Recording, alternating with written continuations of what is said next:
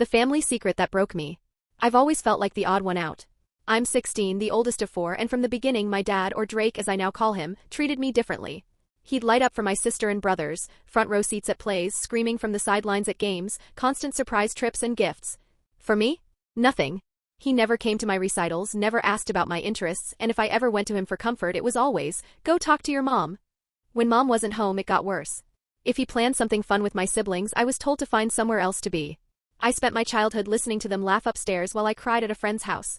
I always told myself I must have done something wrong.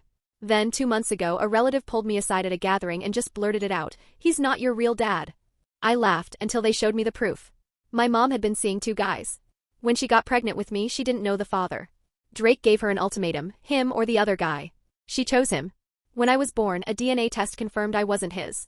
He agreed to keep me only if she gave him a child right after, which is why my sister and I are barely a year apart. The proof shook in my hands.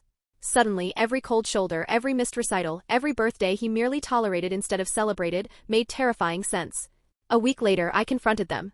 When I told them I knew, my mom's face went white. Drake just leaned back and said, "Well, now that you know, you can start calling me Drake." But my mom wasn't relieved, she was furious. The very next day she cornered me, demanding to know who the snitch was.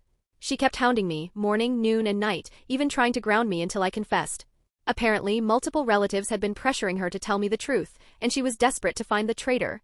She kept repeating, "You had no right to know before I was ready to tell you." Meanwhile, I found out the rest of the truth. My siblings have college funds set up by Drake. Mine is empty. Then he dropped the final bomb. He doesn't want me living in the house past my 18th birthday. His exact words? "You were never mine. I never loved you." I went back to my room and cried until my throat was raw. My mom's obsession with finding the snitch intensified. She started checking my phone and trying to trick me into confessing. It all blew up at dinner last weekend. She brought it up again. "I can't trust you if you can't be honest with me.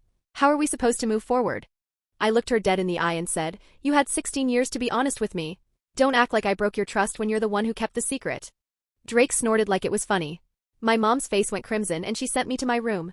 Later, she followed me, screaming, "You're protecting someone who deliberately went behind my back.